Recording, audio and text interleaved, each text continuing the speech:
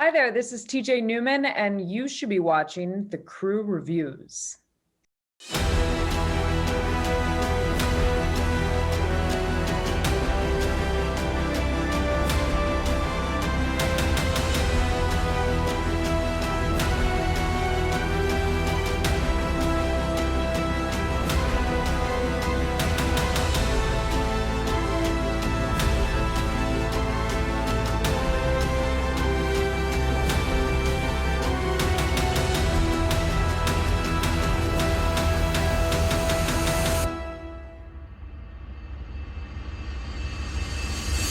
Hey boys, let's raise a glass. We have TJ Newman in the house. Look at that. Had a girl. Good afternoon. Thank you so much for having me on. This is really exciting to be speaking with you guys. Cool. Awesome. So, hey, so Falling, this book right here, it is a spectacular debut that has earned some of the highest praise from some of the today's best thriller writers like Don Winslow, James Patterson, Janet Jovanovic, just to name a few. And I don't really have to go out on a limb to say it's likely going to be one of summer's biggest blockbusters. So in your best flight attendant voiceover, can you give our listeners and us a cruising altitude glimpse of what readers can expect in this story? Wow, you want me to give the elevator pitch in my Peaches voice? That was my Peaches? Peaches. That was my PA alter ego. Her name was Peaches. Oh, I love it. We didn't say this was going to be easy. Yeah. Do it. Let's hear it. Wow, I haven't done my Peaches voice in a long time. Okay, everybody, buckle your seatbelts, bring your tray tables up. Okay, Falling tells the story of Flight 416, a flight from Los Angeles to New York. And what the passengers on board this flight don't know is that 30 minutes before the flight, the family of their captain, Captain Bill Hoffman, has been kidnapped. And he has been told that if he doesn't crash the plane, his family will be killed. So then the book follows the story of the heroic efforts of the crew and the passengers in the air and the FBI and the family on the ground in their attempts to do the impossible. And I didn't use my Peaches voice for that because I just couldn't quite bring the two together, but you know. We'll demand it later. I haven't done a safety demo in a long time. I'll have to try to remember how that goes. Yeah.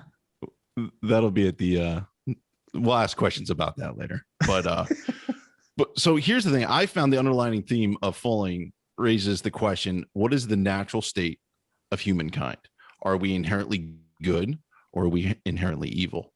And you posed an interesting question that stuck in my mind as I read the story. Do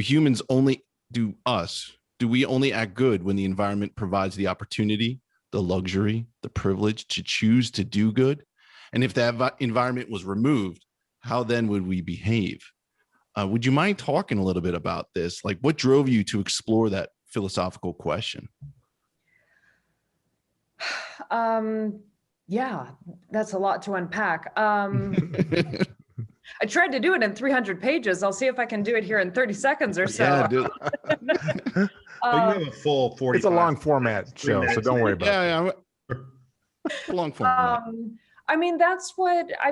That's sort of the human condition, right? Is kind of looking around at our own actions and the actions of those around us and saying, why? Why did you do that? Mm-hmm. And I think especially for me, I spend a lot of time just in my life looking at things that happen, you know, bad things that happen. And I go, what made that person do that?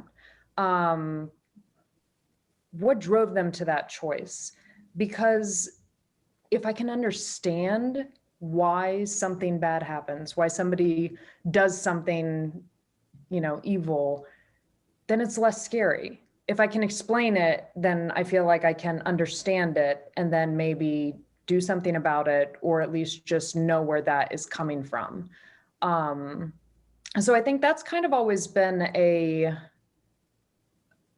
lens at which I try to just kind of look at the world and at the choices around us. And, you know, I was a flight attendant for 10 years, and I always said that being a flight attendant was like getting paid to people watch. You really do just people watch and see how people behave in extraordinary and ordinary circumstances. And humans are fascinating animals, like really fascinating animals, and trying to get to, you know, the seed of why people do what they do is just a way that I've always thought. I would think you would want people to be inherently good if they're trapped inside a steel cylinder at 36,000 feet. like, just be good, people. Just sit, keep to yourselves. It's 3 hours, everybody. Just make choices. Yeah, suck it up a little bit. Yeah. And don't hit that damn button. It's not. Everybody becomes a toddler on a plane. Just 3 hours. Behave while mommy drives the plane.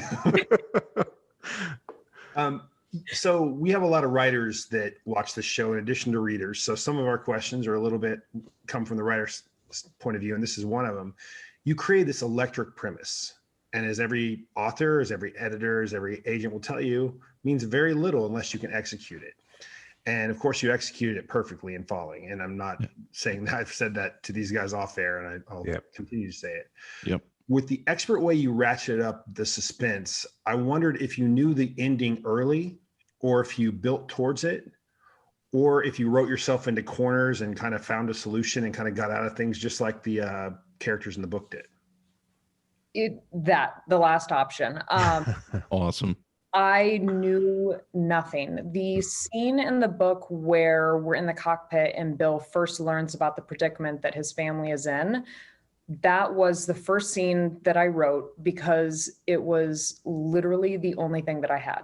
When I started writing this, the only thing that I knew was going to happen was the predicament itself. And so I didn't plot ahead of time. I didn't plan ahead. I didn't do anything except let the story unfold and answer it as I went along. And I wrote this while I was working full-time as a flight attendant, and I wrote a lot of it while I was on the plane at work. And I can't tell you how many times the characters would be in a predicament and I would have no clue how they were going to get out of it. And I'd be in a conversation with the pilot and he'd say something in passing and it would just turn on a light bulb. And I'd say, wait, what did you just say? And then I'd say, so you're telling me that if this happens, then that happens? And then I got out of my problem. And that just happened constantly during the entire writing process. And step by step, problem by problem, it was solved. And then I had a full story. Oh, there was so many times that happened too. Like that must have been killer. Like I can just picture you getting ready to like prepare to land, and all of a sudden the light bulb pops on. Like, wait, I got to write this down before I forget it.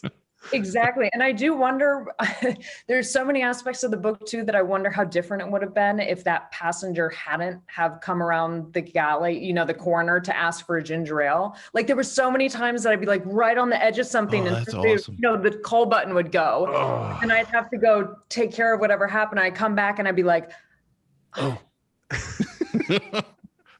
lost it. I lost it. Brutal. Don Winslow called your book Jaws at 35,000 feet. And just as Jaws tapped into people's fears of open water, you managed to corral the inherent tension of the collective population's fear of flying. Had you planned on using the fear of flying to heighten the story's tension, or were you just solely focused on what you knew as your career and wrote down that path? I was solely focused on just what I knew because I personally don't have a fear of flying, so it wasn't rooted in that for me. That wasn't a position that I was writing from. And, I have to say it's been kind of a surprising response that I've gotten quite a bit that I really appreciate is a lot of people say, you know what, I'm terrified of flying, always have been. And I've read this book and I feel better. And I think a lot of people think, flying is very simple. You're either up or you're down. Like there's no in between, there's no wiggle room, there's no course of action. And I think when people read the book, they realize there's actually a lot of wiggle room. There's a lot of options to mitigate a circumstance. And I appreciate that people are taking that from this book, because it's scary, I guess, but I think of it more as intense. And again, I'm not usually a fearful flyer, so I might be biased, but I think it's just more intense than anything. Well, I think if you were one of those, how many souls were on this one? 140 something. 140. 144 passengers, 149. 149 souls, right? Well, if you were one of the passengers and you knew this was going on, I think you'd be a little afraid. I don't know. I'd be a little afraid. Well, I was flying this weekend and I had it out, and a couple of attendants came by and one stopped, and I just feel this like look over my shoulder, and I kind of look up and she's looking down. She says, "Don't tell me that's a plane going down." And I said, "You got to read this." But you know what I think a lot of the fear is not having, at least for me, I personally, not having control. Like I'm not in the cockpit making those decisions, even though I don't know how to fly. But I there's nothing I could do. I could just sit back and say a prayer, I guess, and hopefully it works out.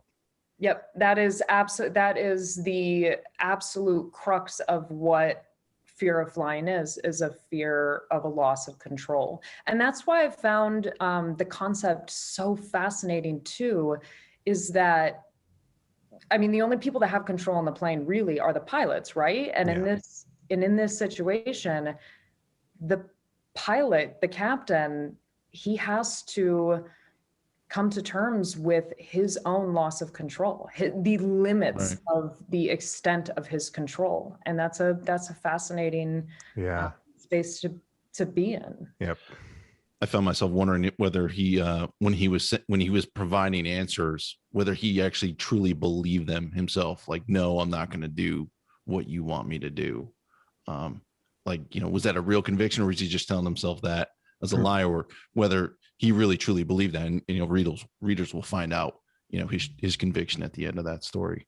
But not speaking of like the main characters, you put a superb supporting cast together who at times they almost steal the show. Yeah. You got the flight attendants, Joe, Kelly, Big Daddy, who I think deserves his own novel, or at least a short story or two, because that was just a cool character. Yeah.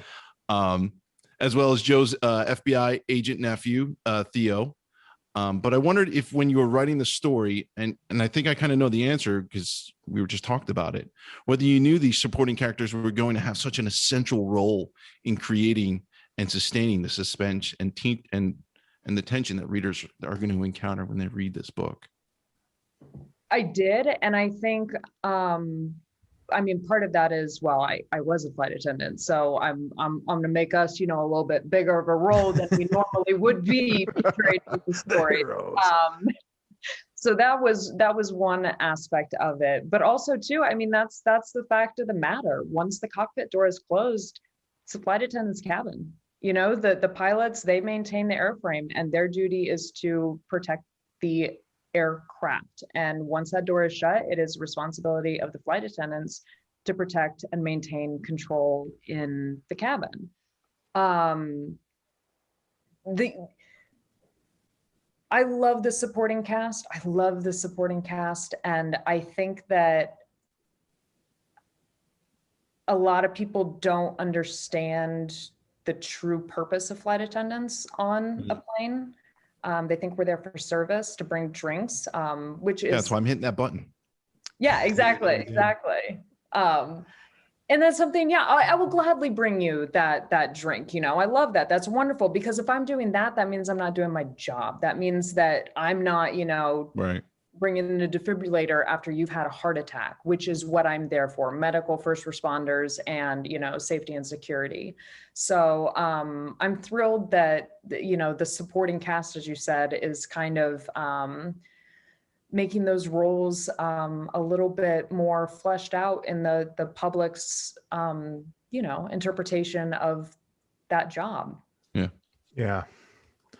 Well, beyond the in-flight details, which you nailed, not by no surprise to us, that adds so much authenticity to the story, you also really nailed the details on the interpersonal relationship between the characters, whether it was between Bill and Carrie. As a married guy, that relationship read so true.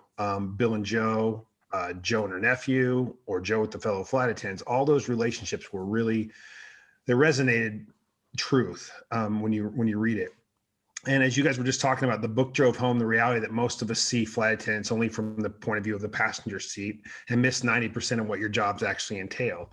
And after seeing how well you described all these interpersonal relationships throughout the debut novel, my question, which you already answered, was going to be how much of your old job is simply observation of the passengers? Because clearly you're observing them. But I'm going to take it a step further than that and ask you how much of your training is about observing the passengers in a post 9/11 world? Absolutely. That's a great question. And it's something that we focus on quite a bit in training.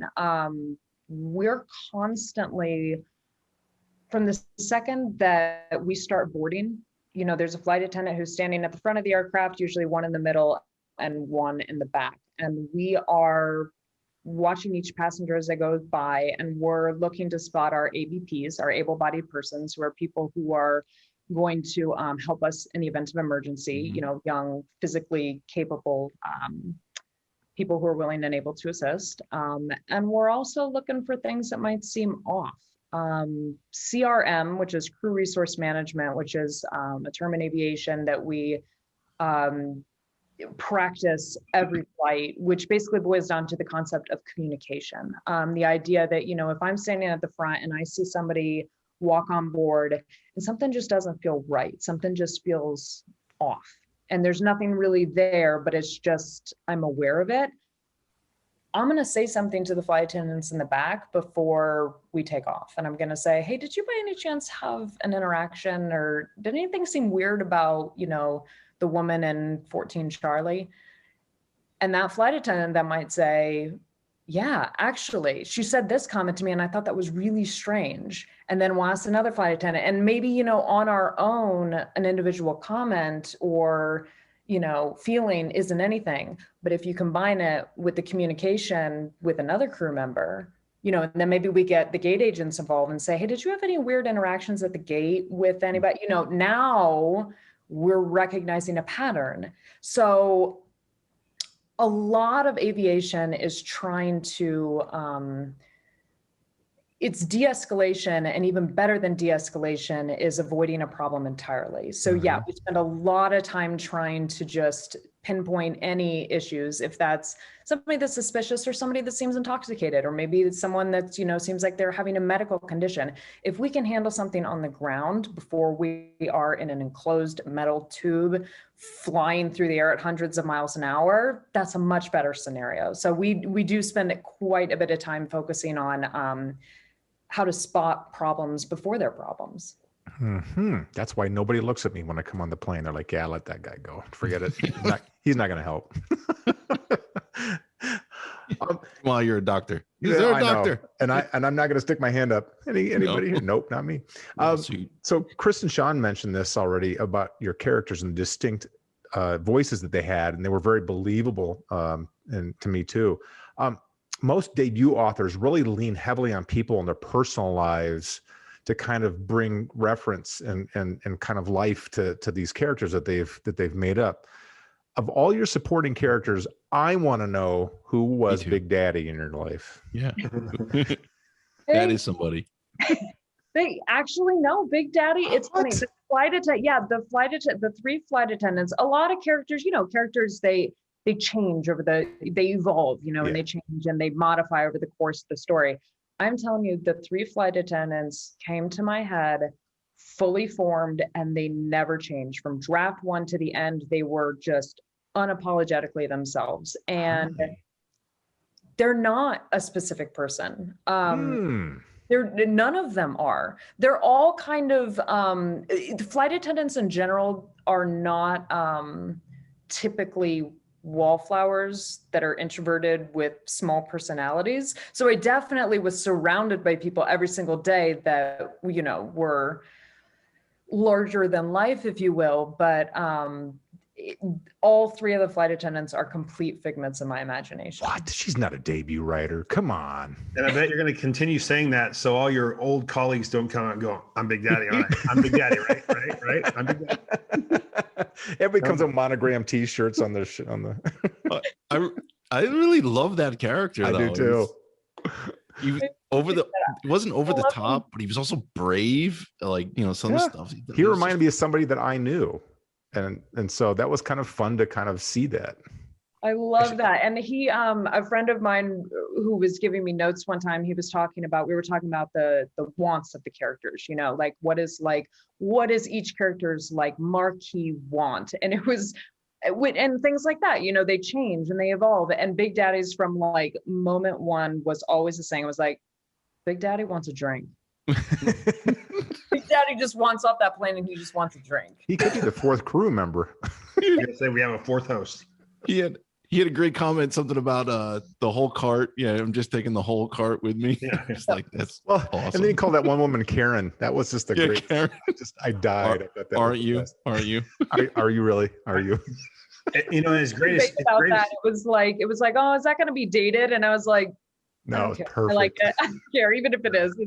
It's perfect. Okay. It was so good. And as good as he was, I mean, I feel the same way about Joe and the other characters as well. Joe is a very real. Kelly. I had no problem picturing Joe.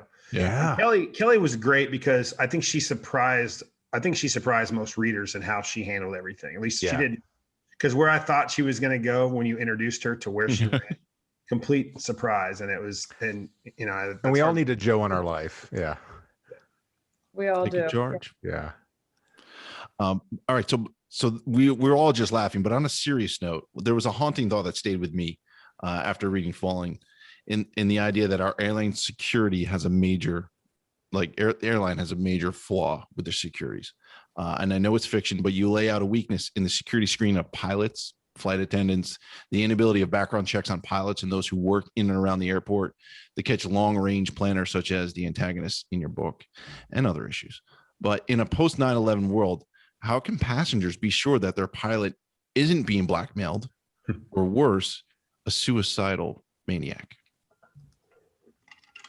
I personally am of the belief, and as a person who worked in aviation for a decade, that there is no safer way to travel than aviation, and that aviation in general is a very buttoned up, secure, safe form of transportation.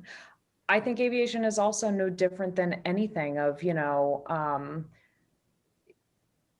you can use a tool like the internet for good, or you can use it for bad. Mm-hmm. And I think that is not an issue that's relegated just to aviation. That's just sort of the world. But this entire story is complete fiction. And there are also, and I make a point to say this in the end, there's also some aspects that were modified and glossed over for the sake of a good story and for the sake of, just dramatic effect. So this is a complete and total work of fiction from the mind of a flight attendant.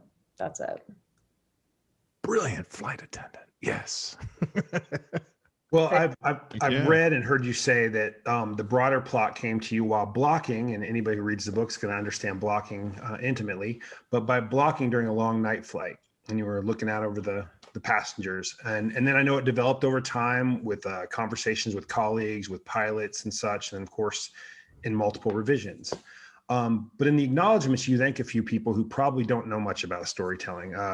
Guys like Don Winslow, Adrian McGinty, and Steve Hamilton. Not to mention the godfather of the Story Factory, Shane Salerno. Was there a specific piece of feedback or constructive criticism that stands out, or was it more kind of affirmation and letting you know you were on the right track? It wasn't specific. It's a whole list of, it felt like when I was doing the revision process with Shane and with the other authors over the course of 2020, I really felt like I was in an MFA program or some sort of, writing masterclass every single day. I mean, I have just notes everywhere that, I feel so privileged and grateful to have had the opportunity to just get pearl of wisdom after pearl of wisdom just thrown out by all of these incredible authors who were so supportive and so just invaluable to this entire process. I really feel like they helped me find my writing voice, and also find the confidence in my writing voice too. And I will just forever be indebted and grateful to them. Well, I want to stick with that theme for just a second. And as I said, we have a bunch of writers and aspiring writers who follow our show. You were rejected by 41 different agents, rejected is a kind of a strong word. So just passed by 41 different agents. Oh no, it was rejection. Okay. Yeah, it's fine. So, smacked down by 41. Listen, you were all writers rated by 41 different agents. Okay. They didn't like you. And it was your 42nd agent that turned out to be Shane Salerno. But my question is, I think it was Shane. Was it Shane directly or just somebody in the Story Factory? Or is he the Story Factory? Shane directly, yeah. When you queried him, and as your 42nd, did you realize what you were getting into with that crew? Because I mean, we talk about them a lot because they're kind of reinventing the game a little bit and how they, and how they package things. Something that we all are very fascinated by. But did you know what you were getting into when they were the yes? So Story Factory was one of the first agencies that I found that I wanted to query, because I knew from the second I learned what they did and how they worked and who they represented and what they stood for, I knew it would be the perfect fit for this story and for the kind of work that I wanted to create. But I also knew there was just not a chance in the world that I would ever get a second look. Like I was just that's why they were my 42nd submission, because I got to the point that I was like, what do I have to lose? You might as well go for the big fish, because like you've already heard no from everybody else. What do you have to lose? So I just can't believe that the Story Factory did say yes. And no, I had no idea what I was getting into. I had no idea. It was like, it also felt like all of a sudden, I've heard nothing but no and no and no. It took me, I'd say, several months of talking and emailing every single day before I accepted the fact that it was like, oh, so this is happening. Like you actually, okay, you do want to represent. Okay, we're doing this. That was like 3 months into the process, and I'm like, 3 months. Yeah, I'm gonna accept it now. I guess. Okay. Hadn't slept the whole time. Yeah, exactly. So it's. I had no idea what I was getting into. No idea, and it was, I felt like a kindergartner showing up, talking to a senior in high school and just feeling like, can I stay? Can I eat at your table at lunch? I like you.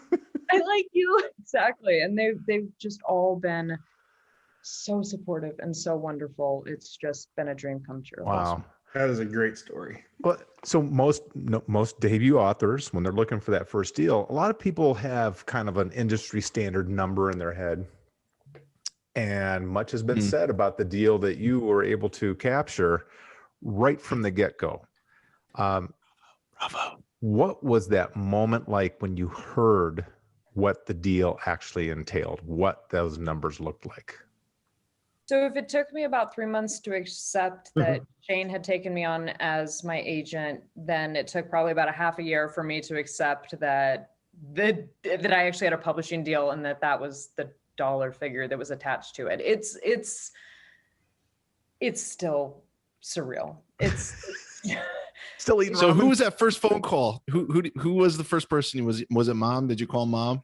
It was mom and dad. I didn't even call them. I drove to the house and kind of just like walked in and just sort of like stood there in the kitchen and looked very confused and like, so this just happened.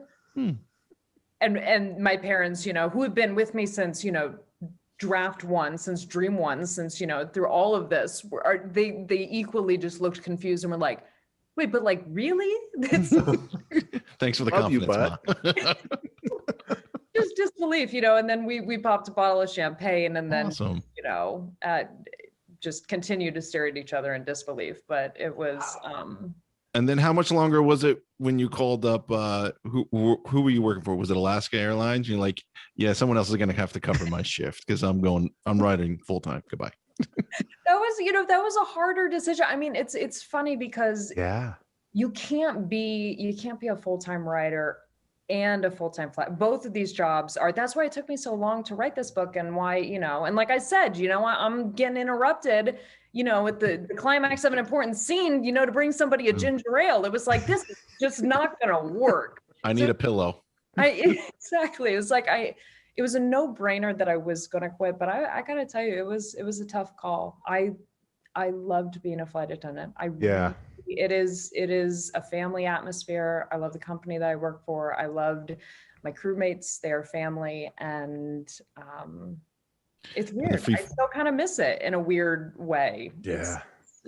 You also got to take free flights, or no? Was that part of the gig as a flight attendant?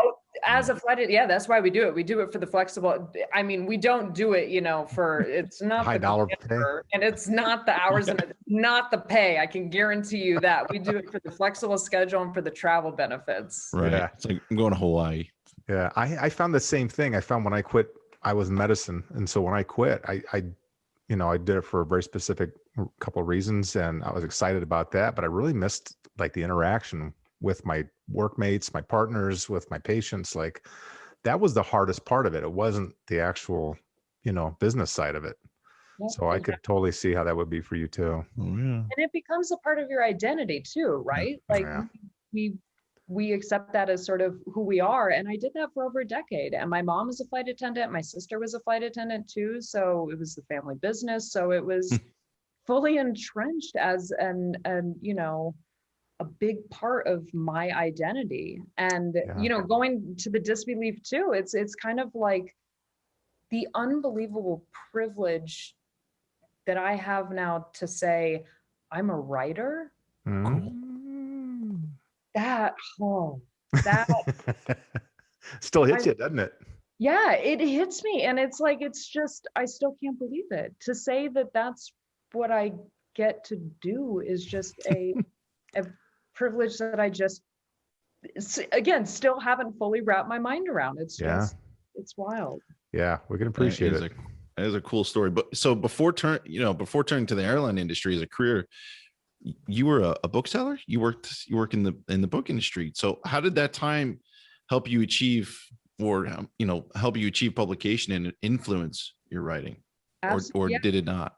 Oh, it definitely did. I was a indie bookseller at Changing Hands bookstore in Arizona, and I left that job to go to training to be a flight attendant. And again, that was another job that I had a lot of hesitation when I put in my notice, because I loved it. I love the people. I love the industry. I've been a lifelong reader and writer, and I had a lifelong dream of being a writer. And so being in that environment, surrounded by books, talking about books, thinking about books, learning what new books are coming out, being excited about them, getting, advanced copies. It was another, industry that I just loved. And it really is where my dream of being a writer turned into a really kind of a concrete dream / plan. Mm-hmm. Well, on that note, let's raise a glass, because you have gotten through the traditional portion of our interview. Mm-hmm. Now we're going to do the silly part, because we're silly. Okay. And here's where we try not to ruin your career before it kicks off. Yeah, I know. So we apologize. We cannot edit this out. For free. We can't edit go live now. For free. Yeah. But we're gonna ask you. Each of us are gonna ask you 3 questions. And stream of conscious. Just don't hold back, and we'll see how you do. I feel like this is like a Rorschach test. You know what I mean? Mm-hmm. There's very much a psychological portion to this test. Yes. But not about you. It's about us, because we came up with these questions. So. It's a reflection on us. All right. So I'm going to start first. Since you use Morse code in the story, can you tell me how to say SOS in Morse code? dot or dash? Do you want to like dot or dash? Or Yeah. like, So give me the dots and it? dashes. How many of each? I don't know, like dun dun dun dun dun dun dun dun dun. Oh, she got it. Yeah. Nailed it, Chris. Yeah. I was, I really expected you to just be like, 3 dots, 3 dashes, 3 dots, but I'll take the sound effects. The too. That acting's was pretty good. Better. Hey, I have a degree in musical theater, so I got jazz hands. Don't tell. I'm ready to do a Morse interpretive dance at any point in time. Morse the musical. It'll be my next project. Mike, she said jazz hands. We all about jazz hands here. Oh, we are. Okay. Oh yeah. That's it. College degree in it, so I'm in full support of that. 13 years and I'm still doing this. So yeah. Yeah. I'm not classically trained at all in any of that. And I put these guys through the ringer. Anyway, so all right. If you had to, could you jump into the pilot seat and land a 737? With some assistance from, okay, I'm going to answer that in a roundabout way. I mean, the obvious answer is no. Of course, I can't just hop into it. Piloting is a very yes, of course. But when I was first starting, first starting as a flight attendant, one of my first flights, I'm talking with the pilots, and the first thing I asked was, can you show me where the radio is? And I had them walk me through where are the headsets? How does the radio work? Because if I was ever in a circumstance where both pilots were incapacitated or something had happened, I need to be able to communicate with the ground. So that was, primary goal number one.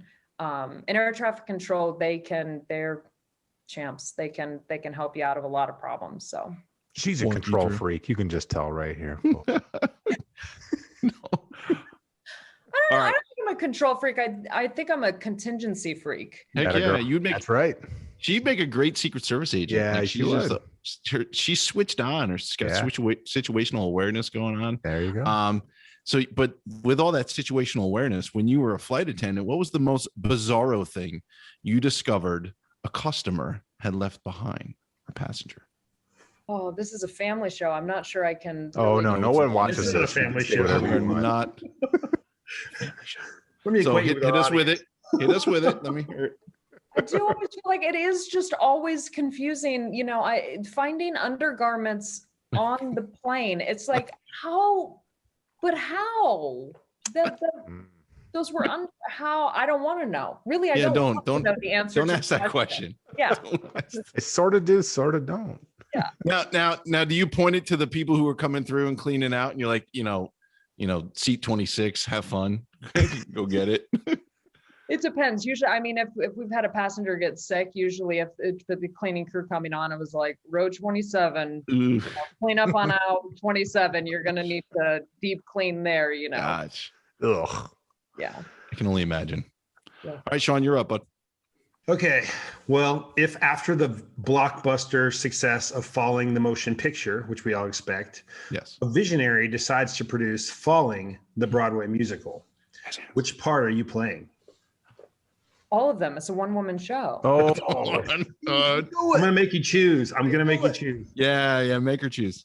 Because my original dream, was I my whole life I've wanted to be an actor and a writer. I studied musical theater. I moved to New York. I pursued theater professionally, failed at that miserably. And then somehow through all this roundabout way. So now you're talking about going like full circle from, theater to bookseller to flight attendant to writer back to theater. It all circles back, man. It all circles back. Yeah. No, I'm owning it. One woman show. I'm doing the whole thing at that point.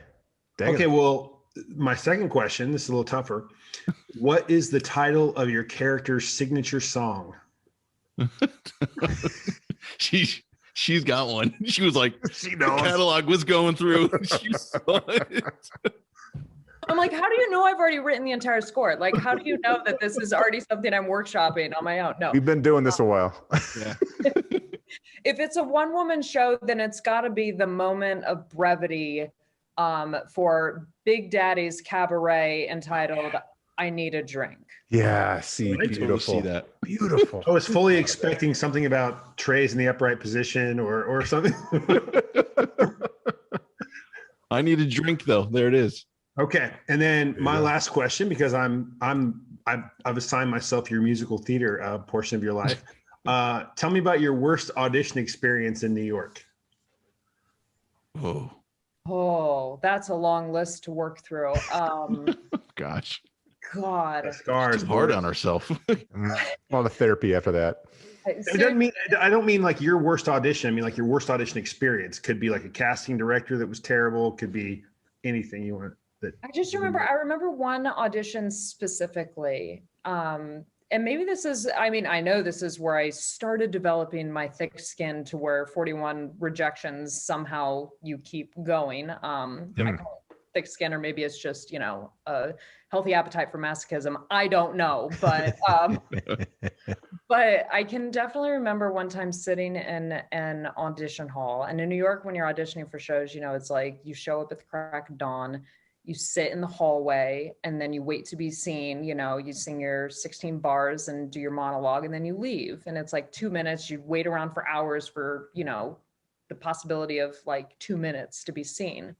And I can remember sitting there, and I had to go to my day job, one of my day jobs after that, which was, you know, the people in Times Square who like pass out flyers for shows. Sure. Yeah. And that was me too. So, you know, that fun person. You're hustling.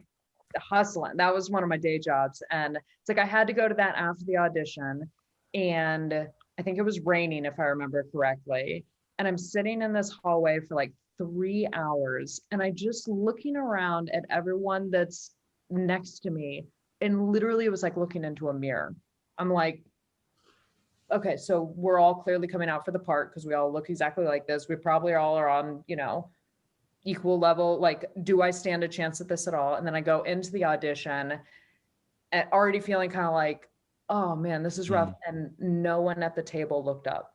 Not one. Geez. Oh, The entire time, no one looked up the whole time. And it was just one of those, you know, moments. It was, oh man. Like they already knew somebody's niece was already going to take the job or something. yeah. And it was probably already cast. Exactly. That's the thing. Then you probably find out later. It's like, no, we were just required to hold that audition, you know? Brutal. That is brutal. All right. Me. Have you ever successfully identified without prior knowledge a U.S. Air Marshal on one of your flights? I have not. But that may be a trick question because they always let us know ahead of time. So Dang we it. know that I would always be able to spot them though. We all dress the Well, same. you're a Secret Service agent. That's Yeah, your but job. no, but even they just dress the same. Oh. they do. And I think that was actually something that a few years back, I think that they gave them exactly because of that, the directive of like, yeah, don't look like you. Like, Yeah, exactly. come up with something else. And then it was funny because then I think they started to stand out a little bit because all of a sudden you've got like a guy who's, you know, got a military buzz cut, but he's wearing a fedora with a big feather sticking out of the top. And it was like, Chris? Yeah. Big paisley shirt with a collar, 70s collar. Members only jacket. Yeah. All right. What was the weirdest animal claimed as an emotional support provider you've ever seen on one of your flights? so this wasn't on one of my flights, but it was on a flight of a friend of mine. And I've seen it's thoroughly documented. So I know this is an absolute truth. A turkey. And I'm talking like What? butterball, wild, you know, Thanksgiving turkey. Gobble gobble. Gobble gobble. The woman had like a towel, like a beach towel that she laid on her lap, and They're the huge. turkey was enormous, absolutely enormous, and just sat on her lap. I thought you were gonna be like, you know, potbelly pig or something like a turkey. I didn't see that. And I've seen the pictures. This actually, it did happen. Oh my gosh. All right. Turkey. So we went down the Broadway. A movie project about your life is being considered. Which Hollywood actor plays you in your life story?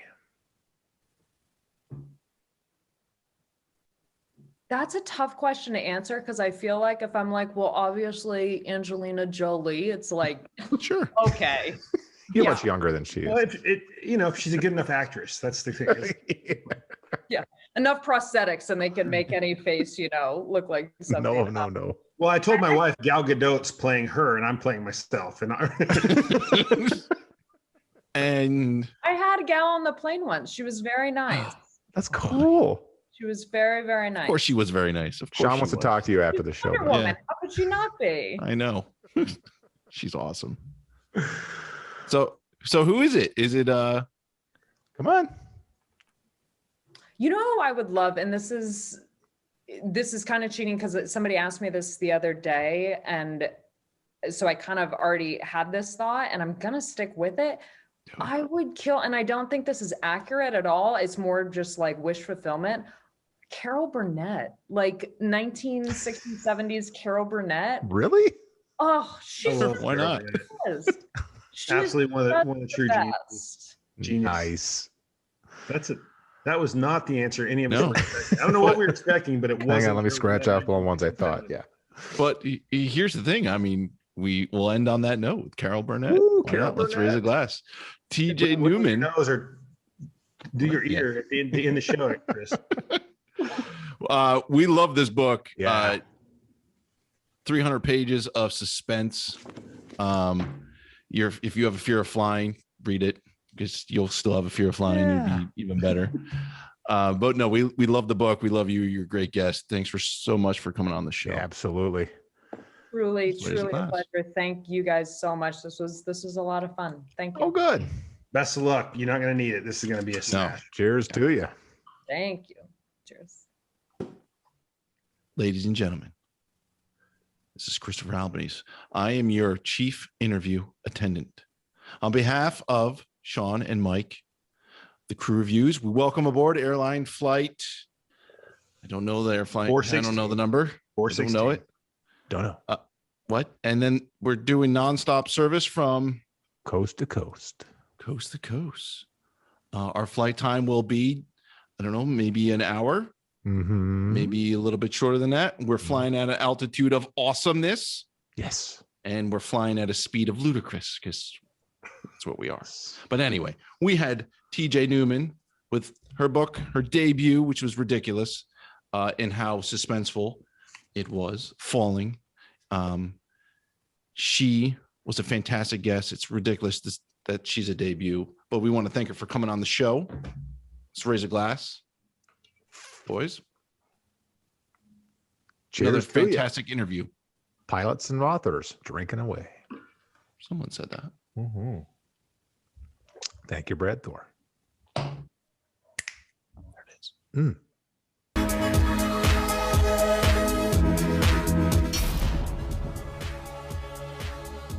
Here we are. This Where is are the we? outro. What? For TJ Newman. And this is Christopher Albanese wearing a summer beard. And it's Summer. about the same shade as his shirt. There's a concern going on. And here we go. Well, let me ask you something. Would it be weird if the next show it was jet black? That'd be weird. No. Be sexy.